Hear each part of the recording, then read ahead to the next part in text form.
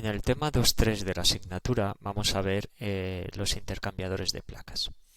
Dentro de los intercambiadores de placas, la presentación la hemos dividido en 5 partes. Primero comenzaremos por la introducción. En el punto 2 veremos la geometría para posteriormente ver las correlaciones para determinar el coeficiente de transferencia de calor y la pérdida de carga y las diferentes configuraciones de flujo que podemos tener en un intercambiador de placas. Finalmente veremos el apartado de costes.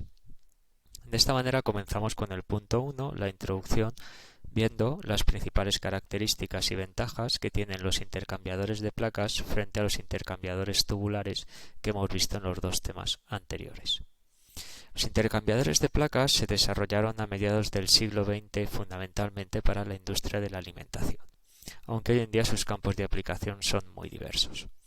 Aquí vemos una fotografía con diferentes intercambiadores de placas que, como vemos, pues todos tienen una geometría parecida. Son de forma rectangular, siempre normalmente tienen pues 4 puertos, que 2 son de entrada y 2 son de salidas, uno del fluido frío y otros del fluido caliente. Se desarrollaron principalmente para la industria de la alimentación porque tienen una ventaja importante frente a los intercambiadores tubulares, y es la dificultad o casi imposibilidad de que los dos fluidos se mezclen. A mediados del siglo XX se desarrolló una normativa muy fuerte, con muchas restricciones para la industria de la alimentación, y empezaron a buscar nuevas soluciones que no fueran los intercambiadores tubulares clásicos, cuya principal inconveniente es que imaginemos, por ejemplo, un intercambiador tubo-carcasa, que un tubo se pica, se rompe por vibraciones y se cortocircuita un fluido caliente, por ejemplo, que está circulando por el exterior con un fluido alimenticio, como puede ser leche, por ejemplo, en un tratamiento de pasteurización, y se mezcla y contamina ese producto alimenticio. Eso en un intercambiador de placas es difícil de detectar, a no ser que pase mucho tiempo después de que se haya roto el tubo. Sin embargo, en un intercambiador de placas, como vamos a ver, es prácticamente imposible que se puedan cortocircuitar los dos fluidos, porque ante una rotura del intercambiador se romperá por la parte más débil, que son unas juntas de estanquidad que veremos ahora posteriormente, y a través de esa junta no es posible que los dos fluidos se mezclen. Esa es una de las principales ventajas que hicieron que se desarrollasen en la industria de la alimentación para cumplir con la normativa que empezó a desarrollarse a mediados del siglo XX en diferentes países, tanto de América como de Europa. Los componentes de un intercambiador de placas son sencillos, son simplemente unas placas apretadas, apiladas unas junto a otras, formando unos canales entre ellas, y unas juntas de estanquidad impiden el derrame de los fluidos. En este esquema se ve muy bien la configuración de los flujos. Tenemos por un lado un fluido caliente que está pintado de color rojo, que entraría por este puerto, y por el primer canal que tengo entre estas dos placas no circula, sino que pasa al siguiente y va en dirección descendente hacia abajo. El siguiente canal se lo salta, pasa al otro, y aquí tengo de nuevo el fluido caliente que va hacia abajo. Sin embargo, el fluido frío, que en este caso está elegido una configuración en contracorriente. Si el fluido caliente entraba por arriba, el fluido frío entra por abajo y sube dirección ascendente en contracorriente con el caliente de al lado hacia arriba. El fluido frío, este canal se lo pasa, que es por donde circula el caliente, y va al siguiente y de nuevo hacia arriba. De tal manera que, como vemos, entre placa y placa se genera un canal. Si tengo 100 placas, pues se generan unos 50 canales, y 25 canales es para cada uno de los fluidos. Se puede hacer una configuración en contracorriente pura, como vemos aquí, que es la más habitual. Estas placas se apilan con esta guía que tenemos en la parte superior, y con unos pernos se atornillan y se aprieta el sistema. Quedan apiladas unas placas con otras, y ahí tenemos pintado, lo remarco aquí en color rojo, una junta de estanqueidad, que es lo que impide que este fluido salga hacia el exterior. Esa goma, esa junta de estanqueidad, es la que se puede romper con facilidad, mucho más fácil que cualquier placa. Si hay un problema de sobrepresión o de sobrecalentamiento, la parte más débil de este tipo de intercambiadores es siempre la junta de estanquidad, que se va a romper mucho antes de que se pueda romper una placa metálica. Con lo cual se rompe la junta y vemos la salida del fluido, con lo cual la fuga se detecta inmediatamente porque la fuga va hacia el exterior y además de que se detecta se localiza justo la posición donde tenemos la fuga. Y ese tipo de roturas pues son fácilmente reparables, simplemente cambiar la junta de estanquidad. Principales características que tienen los intercambiadores de placas. En cuanto a tamaños, pues son muy diversos, como hemos visto en la fotografía inicial. Hay áreas de hasta 1500 metros cuadrados de intercambio y el número de placas pues se puede llegar hasta 700, desde unas pocas hasta cientos de placas. Hay una gran variedad de tamaños y de dimensiones.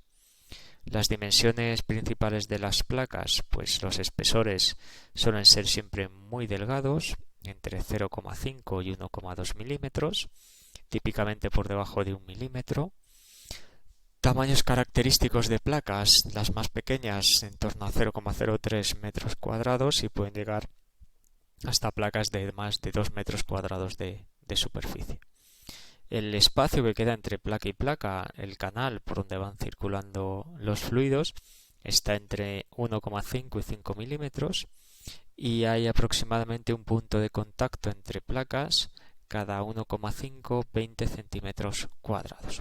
Esos puntos de contacto entre placas, que las placas no son lisas, van corrugadas, van onduladas, y esas ondulaciones entran en contacto unas con otras y dan estabilidad mecánica y soporte a toda la estructura apilada de placas. Rangos de operación que tienen los intercambiadores de placas. En cuanto a presiones, no pueden alcanzar presiones tan elevadas como los intercambiadores tubulares. Como mucho podemos llegar a presiones de hasta 15 megapascales, porque la junta de estanquidad no soportaría más presión. Si quieren llevar a presiones muy altas, se puede quitar esa junta de estanquidad y soldar las placas. Eso permite alcanzar presiones más altas, pero ya perdemos muchas de las ventajas de los intercambiadores de placas, como la facilidad del mantenimiento, limpieza y flexibilidad. Entonces, a presiones muy elevadas no son unos intercambiadores que sean actualmente competitivos frente a los intercambiadores tubulares. Temperaturas de operación, tampoco suelen alcanzar mucha temperatura. Si estamos trabajando con juntas de estanquidad, como mucho hasta 150 grados, y con placas soldadas pues podemos llegar hasta 260 grados centígrados. Temperaturas superiores nos tendríamos que ir a los intercambiadores tubulares.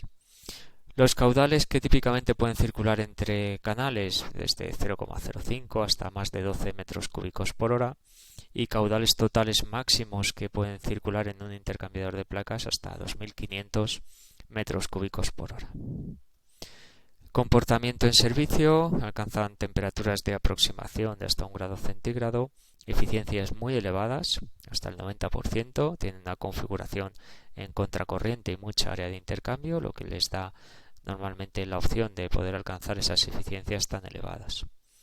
Y coeficientes de transferencia de calor altos, típicamente entre 3000 y 7000 vatios dividido metro cuadrado Kelvin. Ventajas de los intercambiadores de placas respecto a los intercambiadores tubulares. Primero, una ventaja obvia que hemos visto en la geometría y en las fotografías anteriores es su alta flexibilidad. Gran variedad de tamaños, placas de hasta 4 por 1 metro. Número de placas se puede aumentar o disminuir con muchísima facilidad. Hemos visto en las figuras anteriores cómo las placas van simplemente apiladas y con unos pernos pues fijamos toda la estructura. Si yo quiero en un momento determinado aumentar o disminuir el número de placas para aumentar o disminuir la potencia de intercambio, es tan sencillo como quitar los pernos y colocar más placas o quitarlas y volverlo a cerrar. Eso en un intercambiador tubular obviamente no lo podemos hacer. Un intercambiador tubo carcasa, si quiero aumentar, tengo un intercambiador con tubos de una longitud de 6 metros y quiero poner 8, no puedo cortar el intercambiador y soldar 2 metros más de tubo. No lo podemos hacer, tenemos que irnos a un intercambiador nuevo. Sin embargo, los intercambiadores de placas tienen esta importante ventaja. Son muy flexibles, incluso cuando ya se han comprado y en operación se puede modificar el área de intercambio y en consecuencia modificar la potencia intercambiada. Gran variedad también de configuraciones de flujos, no solo en contracorriente o en paralelo, sino que, como veremos, en combinaciones serie-paralelo se pueden conseguir gran variedad de configuraciones. Los coeficientes de transferencia de calor por convección son bastante altos, tienen un alto nivel de turbulencia y los diámetros hidráulicos son muy pequeños, con lo cual las velocidades suelen ser altas y eso genera unos coeficientes de transferencia de calor altos. Se puede hacer el flujo en contracorriente, con lo cual las eficiencias son elevadas y al final necesitamos menos área de intercambio. Pueden alcanzar típicamente valores del factor corrector del incremento de temperaturas logarítmico medio de hasta 0,8, mientras que los tubo carcasa alcanzan valores en torno a 0,5. También fácil accesibilidad para poder limpiar y mantener el intercambiador, es fácilmente accesible al interior. Son muy compactos, la compacidad es elevada, ¿vale? El espacio ocupado es mínimo comparado con un intercambiador tubular. Sobre todo cuando hablamos de compacidad hablamos del ratio área de intercambio dividido por volumen ocupado. Aquí sí que los intercambiadores de placas ganan por goleada a los intercambiadores tubulares, que son siempre mucho más voluminosos. Su coste es reducido.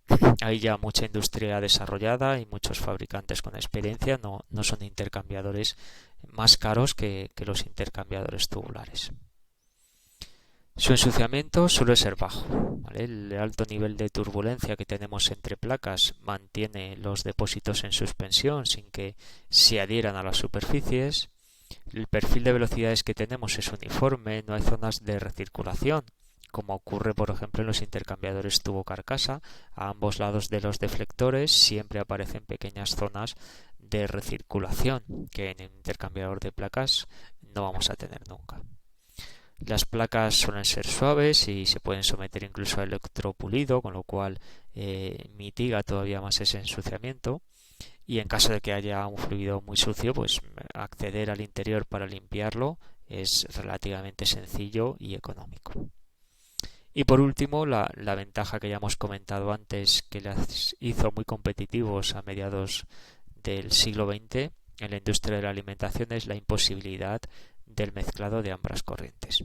Si se rompe una junta de estanquidad, los fluidos no se mezclan, la fuga sale hacia el exterior, se detecta fácilmente y se localiza, y además pues es fácil y económico su reparación.